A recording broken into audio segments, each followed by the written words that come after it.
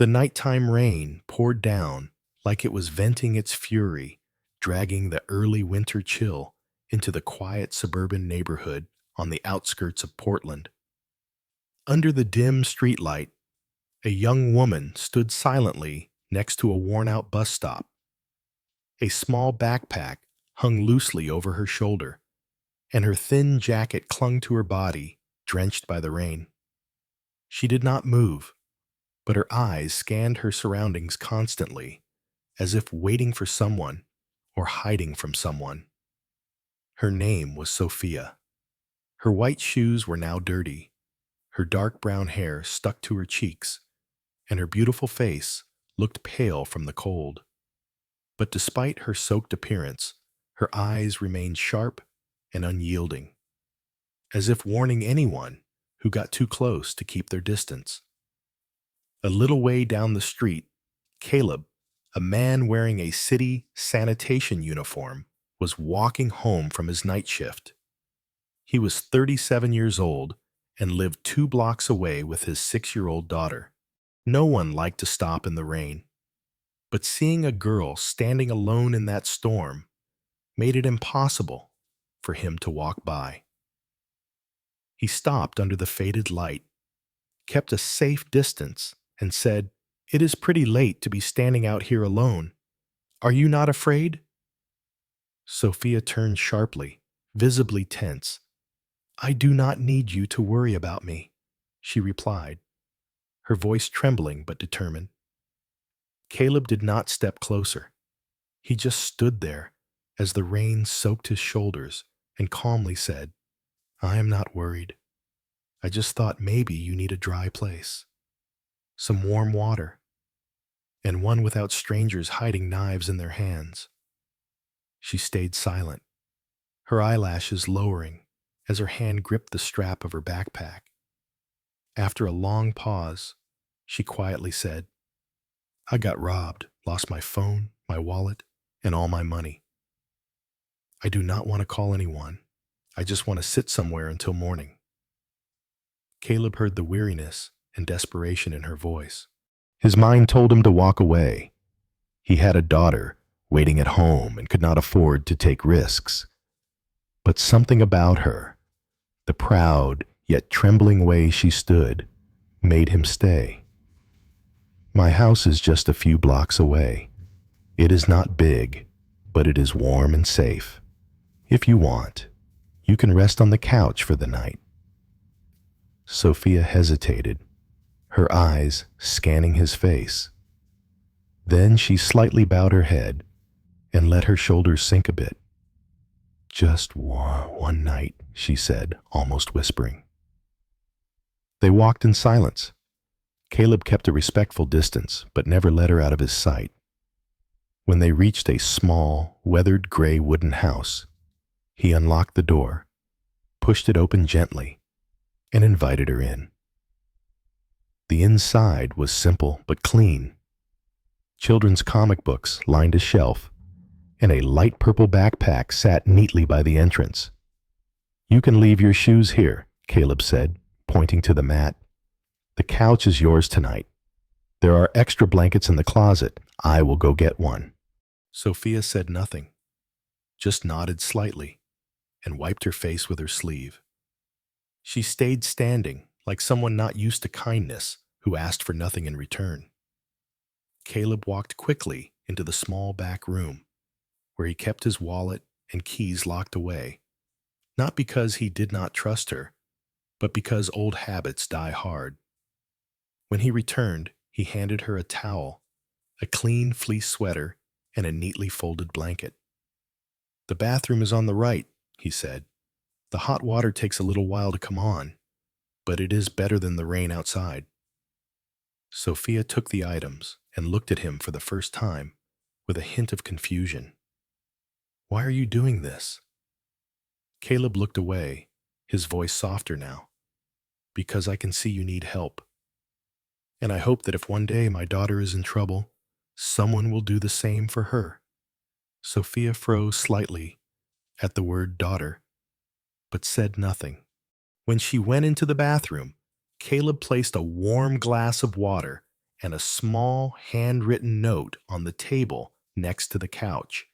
It read, "If you need to call someone, the landline is on the wall. More blankets are in the closet. Help yourself. Please close the bedroom door. My daughter is a very light sleeper." Once everything was in place, he quietly went to his room, closed the door, and left Sophia alone with the sound of the rain and the soft steam rising from the glass of water. As the first light of morning shone through the misty window, Sophia slowly opened her eyes. It took her a few seconds to realize she was lying on an unfamiliar sofa, wrapped in a warm blanket, with the faint smell of toast lingering in the air. A moment later, she heard a soft laugh, bright and clear, like tiny silver bells, coming from the floor nearby. She sat up, her head still slightly dizzy from the unfamiliar sleep.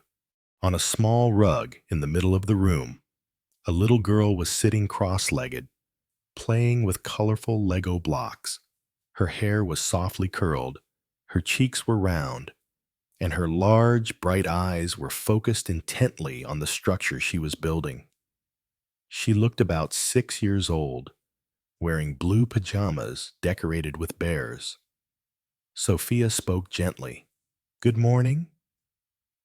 The girl immediately looked up, surprise flashing across her face, before it gave way to a beaming smile. "Are you the princess who slept at our house last night?" Sophia blinked. "What?" "I am Mia," the girl said proudly. "Daddy said a kind lady got caught in the rain and stayed over. That is you, right?" Sophia smiled, her first genuine smile in days. "Yeah, I guess that is me. Nice to meet you, Mia." From the kitchen, Caleb's voice rang out. "Mia, come help me. Burn the toast again." The girl burst into laughter, jumped up, and ran to the kitchen, leaving Sophia sitting there, watching her go, feeling a warmth rise in her chest. A few minutes later, Sophia walked into the kitchen, still wearing the fleece sweater Caleb had given her the night before. The small kitchen was tidy, and the smell of eggs and coffee blended into something comforting, something she could not remember the last time she had felt.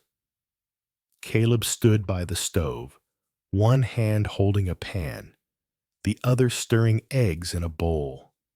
He turned when he saw her. "You are up? I have coffee, not too strong, but it is warm." Sophia leaned against the doorway. "You cook?" "Only when the kid is brave enough to eat it," he replied, half joking. "Wanna help?" She hesitated, then stepped closer. "I can try, but I will warn you, I am not great in the kitchen." Caleb handed her the whisk, smiling.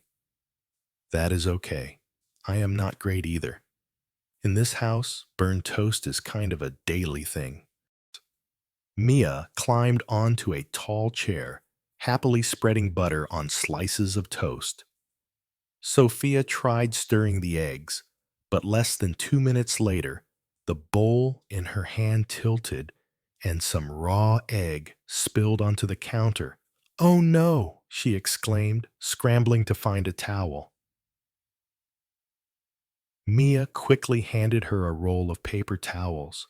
"It is okay," the little girl said. "Daddy spills way more than that." Sophia paused, then burst out laughing. For the first time, her laugh was full and real. Caleb said nothing, just smiled quietly as he kept cooking. When they finally sat down to eat, Sophia looked at the plate in front of her. The eggs were slightly overcooked, the toast was slightly burnt, and the bacon was extra crispy. She glanced at Caleb. "You do not have to pretend," she said. I know this breakfast is not exactly gourmet.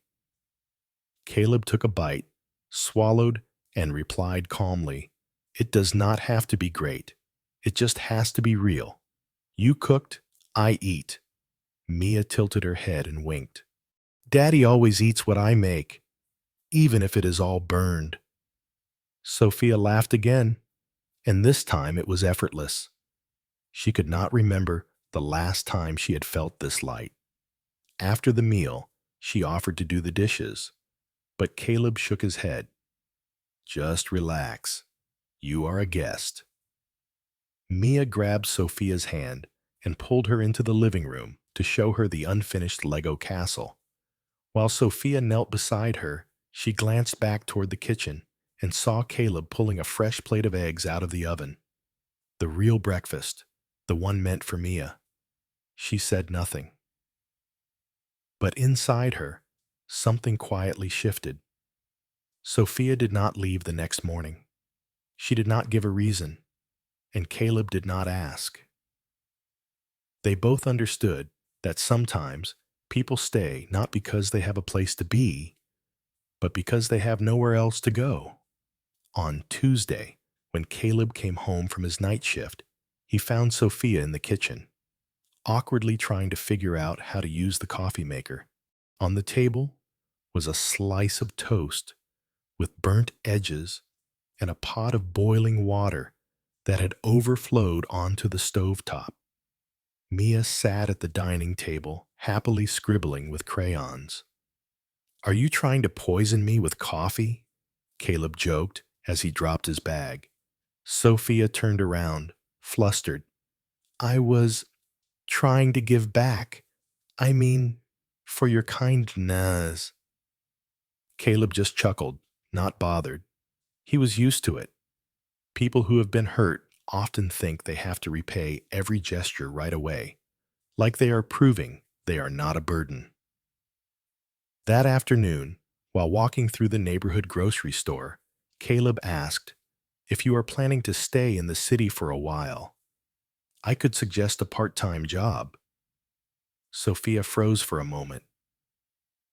"I used to be a student in another state, but my papers, my job, everything disappeared that night." Caleb nodded.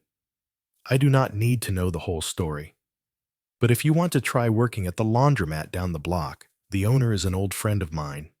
He. The next morning, they walked together to the end of the street, where a laundromat called Luna Laundry stood, with a peeling sign and the thick scent of detergent mixed with drier heat pouring from the open door. The owner was a Mexican woman named Clara, wearing a white t-shirt with sleeves rolled high up her arms. When she saw Caleb, she nodded without needing an explanation. "Your friend?" she asked, glancing at Sophia. Sophia gave a small nod. "You know how to fold towels?" Clara asked, then, without waiting for an answer, tossed her an old apron. "Start now." 3 hours later, Sophia's back was aching. Her hands were red and sore from soap water. One customer yelled at her because a shirt came out wrinkled. Another shoved 3 heavy bags of damp laundry into her arms and walked away without a thank you. She did not complain, but when the clock hit 3 p.m., she quietly stepped out the back door, leaned against the dark brick wall, and sighed. Her hands were wet, her palms blistered, and her legs ached inside shoes that could no longer carry the weight of real life. When she returned home, Sophia said nothing. She collapsed onto the couch, pulled off her shoes, and revealed feet swollen with blisters, her heels raw and bleeding. Caleb saw it, but he did not ask. He just nodded, as if to say, "I understand." The next morning, when she woke up, by the door was a pair of spotless white sneakers, perfectly her size. No receipt, no name, just a small note tucked inside the left shoe. I think your feet deserve something better. If you have to keep walking, at least do not walk in pain. Sophia stood silently for a long time, holding the shoes to her chest. Then she put them on. When Caleb came home, Sophia was already in the kitchen, awkwardly making breakfast. Toast burned again. You are still here, he said. I almost left, she replied. But those shoes made me feel like I still had a choice. Caleb said nothing. He simply smiled, then handed her another slice of bread to put in the toaster, as if that one small gesture said everything he needed to say.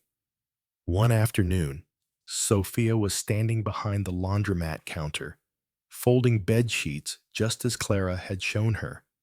Her movements were still a bit clumsy, but her hands no longer trembled, and her new white sneakers helped her stay steady, both literally and figuratively. She was folding the 30th sheet when something small suddenly slipped out from the freshly laundered pile.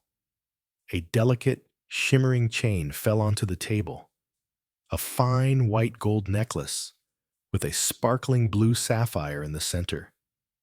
It was an expensive piece of jewelry, far too fancy to be hiding among cheap hotel uniforms. Sophia's heart clenched. She recognized it immediately. That necklace had belonged to her mother, who had passed away when she was a child. She used to keep it hidden in the secret pocket of her backpack. Somehow, it had gotten mixed into a laundry load and fallen out at the worst possible moment. And right at that moment, Caleb walked by from the back of the shop. He had just set down a basket of clean laundry, his eyes briefly catching the glint of the necklace on the table. He froze. No one in this working-class neighborhood carried jewelry like that in their laundry. Sophia quickly bent down, grabbed the necklace, and stuffed it into the back pocket of her jeans, avoiding his eyes. Caleb looked at her. For the first time, his gaze was not entirely kind. That is not something a homeless student carries around, he said slowly. Sophia stood still. Who are you? Silence. You lied, he said, his voice quieter now. I did not lie, Sophia replied, barely above a whisper. I just did not tell everything. Same difference. She turned away, her hand gripping the edge of her apron tightly. Do you know what it feels like to have every breath controlled?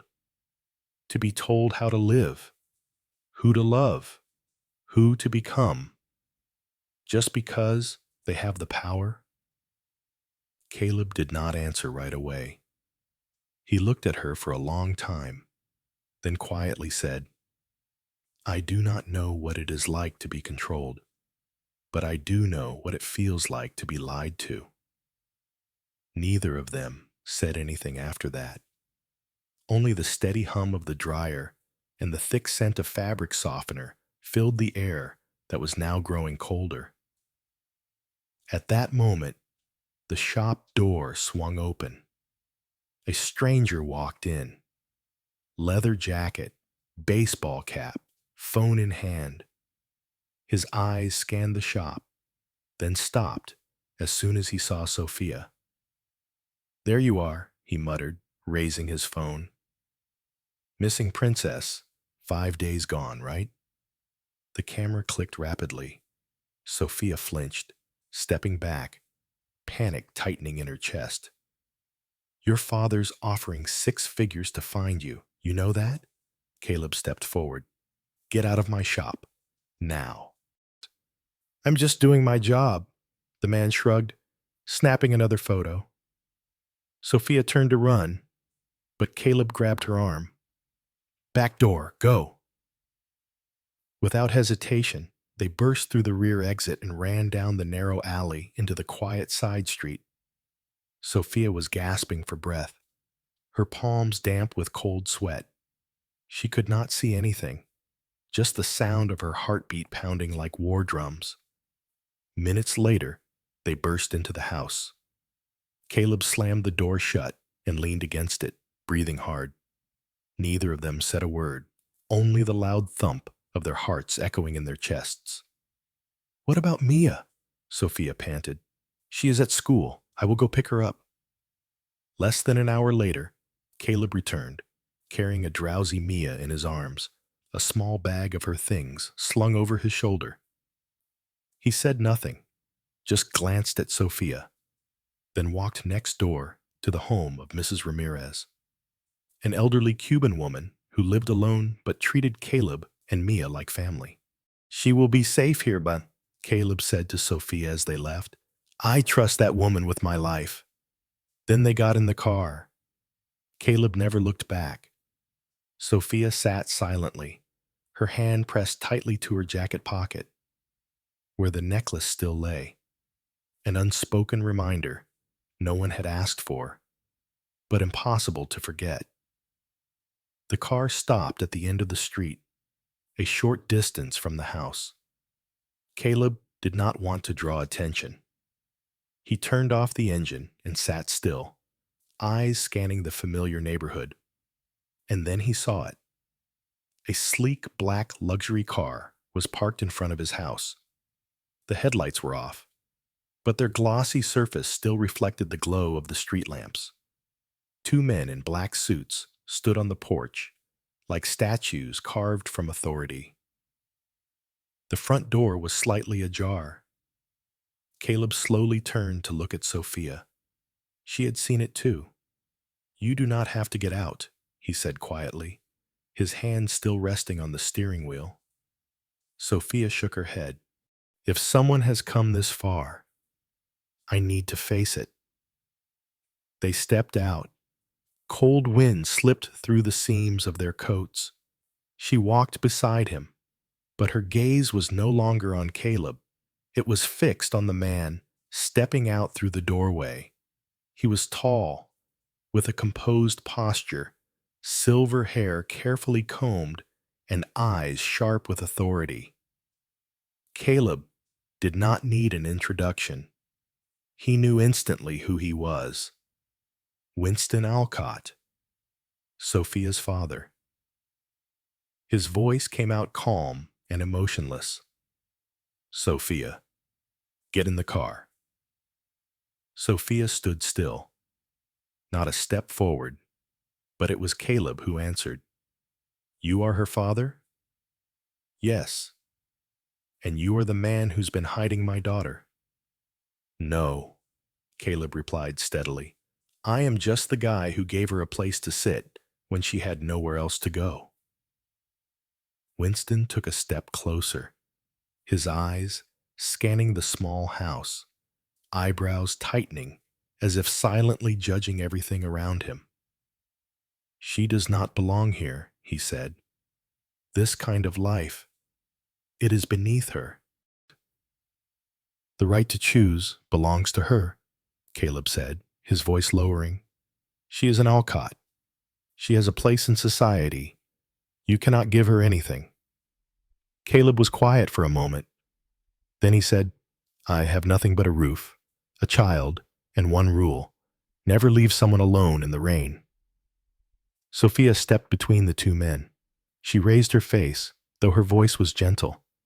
"Dad, stop." Winston frowned. "You do not know what you are doing." "No, it is you who does not," she whispered. "This is the place where I can breathe." "No," he interrupted. "This is the place you are hiding, not where you belong." Caleb looked at Sophia. His gaze softened. "You do not have to go." But Sophia did not answer right away.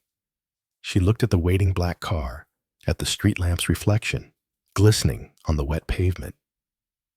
"No one is forcing me," she said, her voice breaking. "But I cannot not go." She turned around, each step pressing down on her heart. "I am sorry," she said, without turning back. The car door shut behind her. The sound sliced through the night like a blade. The car rolled away from the neighborhood, leaving Caleb standing on the porch, fists clenched. He said nothing.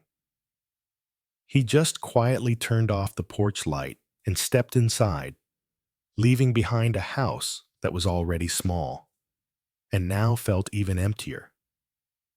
The days that followed passed in silence. Caleb still worked the night shift, still took Mia to school, still folded towels, washed dishes, and mopped floors. But the light in his eyes was gone. And Mia, though she did not understand what had happened, no longer laughed the way she used to. She began sleeping with the light on, and then one night she started to cough. At first, it was just a few dry hacks, but then came the fever, the shivering. Her skin turned red and burned with heat. And when Caleb rushed her to the hospital in the middle of the night, his hands were trembling uncontrollably, and all he had in his jacket pocket was $120. "I can pay in installments," he told the nurse, his voice almost begging. "I just need her admitted." Then, from the end of the hallway, a voice rang out, soft but steady. "I will cover the rest." Caleb turned sharply.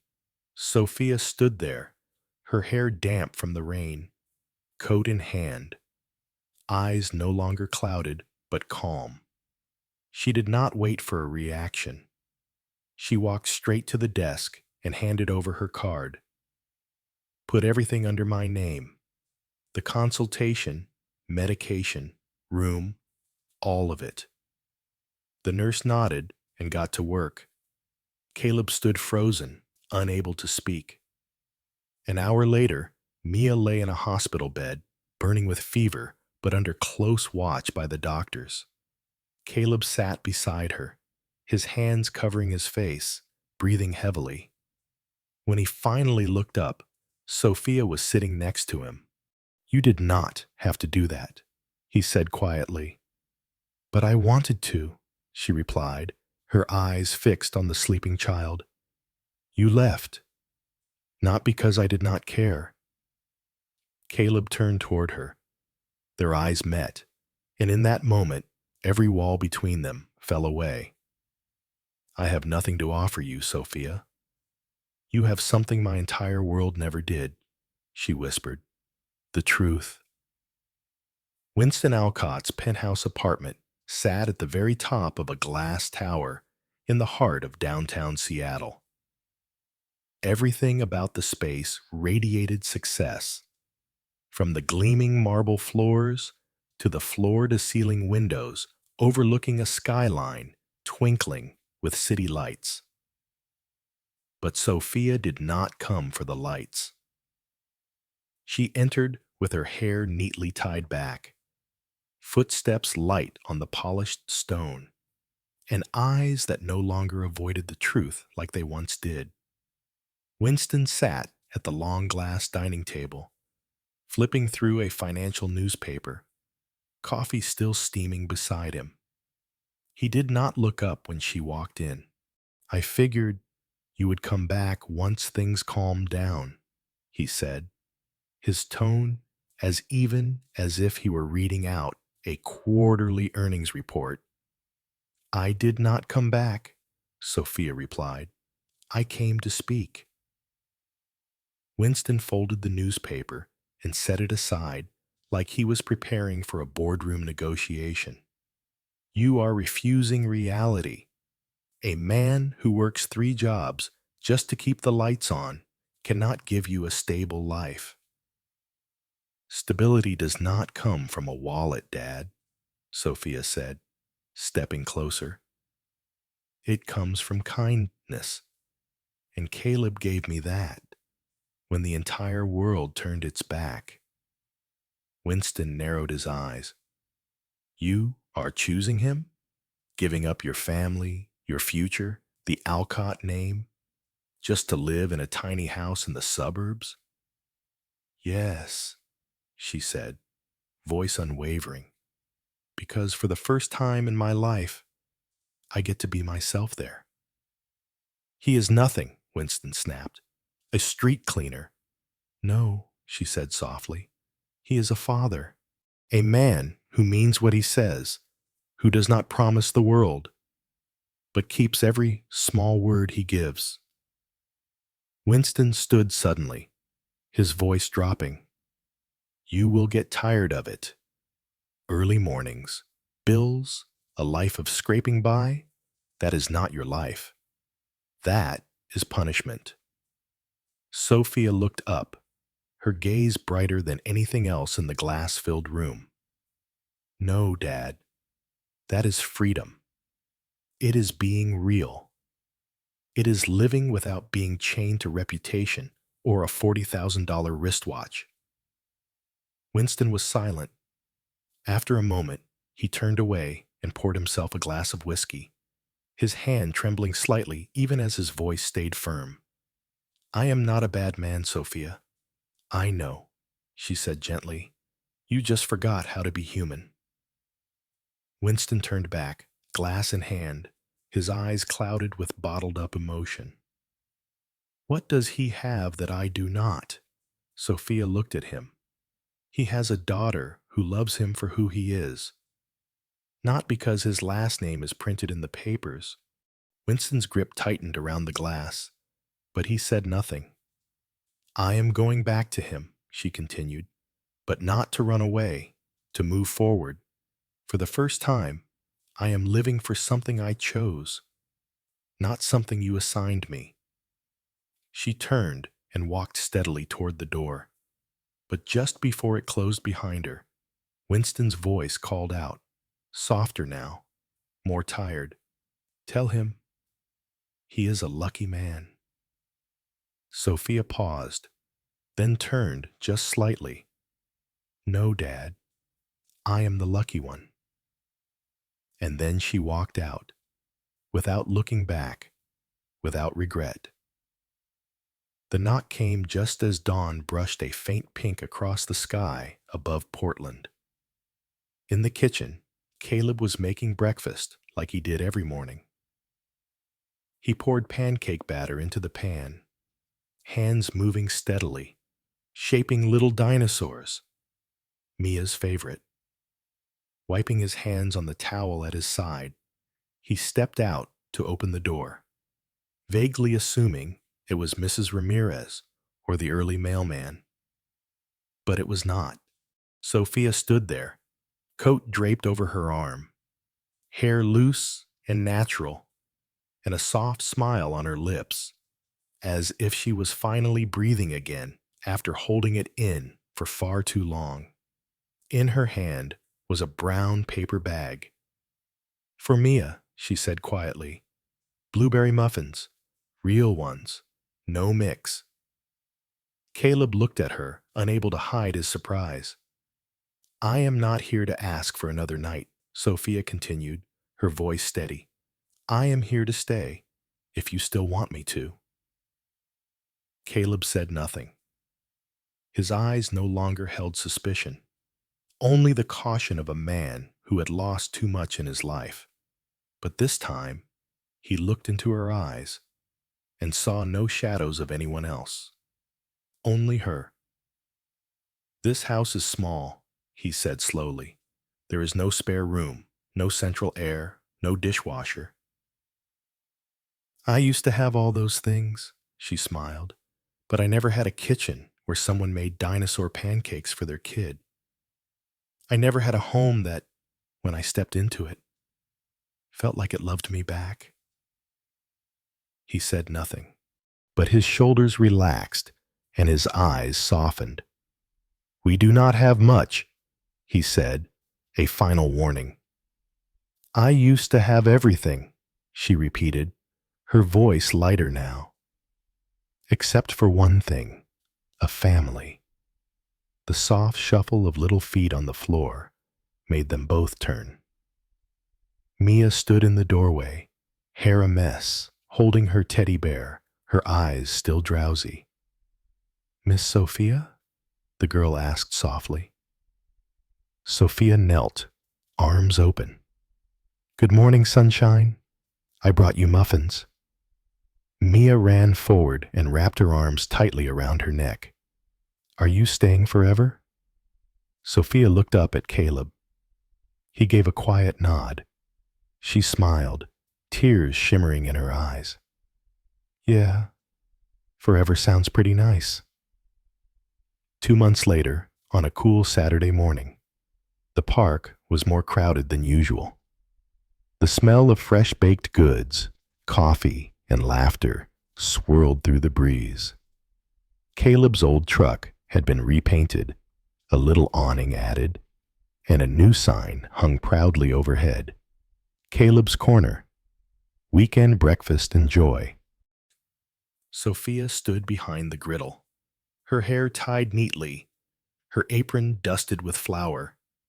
Caleb handled the orders while Mia ran around handing out napkins and sticking pancake stickers on the arms of other kids.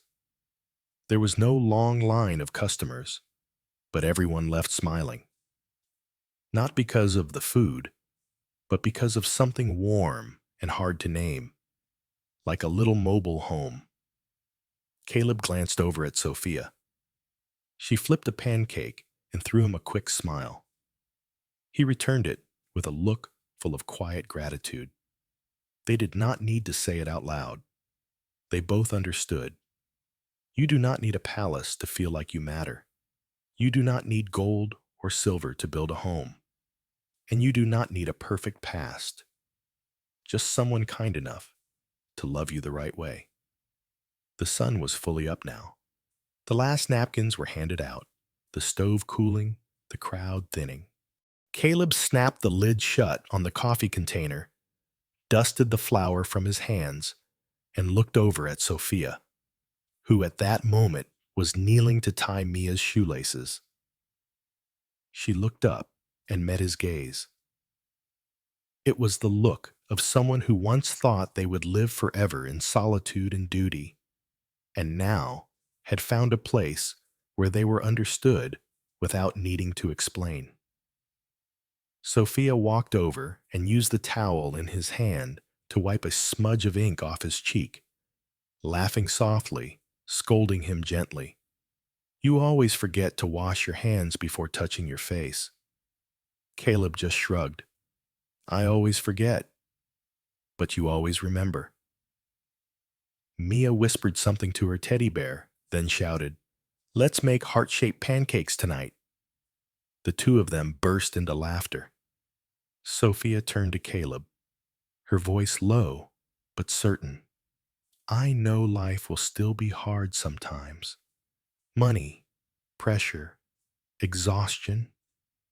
But I also know, here, I do not have to face it alone." Caleb took her hand, not tightly, just enough to touch. "I do not have anything to promise you beyond that. That whenever you fall, I will sit beside you. And when I get back up, I will walk next to you, not ahead, not behind." Sophia did not respond. She simply rested her head gently on his shoulder. They stood like that for a while in the park, surrounded by the scent of pancake batter, bird song, and a light breeze. Because sometimes happiness does not come from grand gestures. It comes from a couch on a rainy night, a pair of shoes that fit just right, and someone who never asks questions, just quietly lets you be yourself. The story of Caleb and Sophia did not begin with promises, and it did not end with wedding rings or flower bouquets. It began with trust, and it ended with a home, the kind where no one needs to be perfect to stay. The story of Sophia and Caleb is not a fairy tale. There is no magic, no castle, no perfect ending. But there is a home that is warm enough, a man who lives with honesty, and a woman brave enough to choose love over legacy. Sometimes, the things we spend a lifetime chasing are not hidden in bank accounts or skyscrapers. They are found in a place where someone waits for us to return, in a small kitchen that smells like burnt pancakes, in a hand that reaches out without a single question, and in a gaze that quietly says, "You can stay forever." If this story touched something in your heart, leave a like, a short comment, or simply follow us to hear more stories that heal. Because maybe, in an unexpected moment, you will realize this too. You deserve to be loved in the gentlest way possible.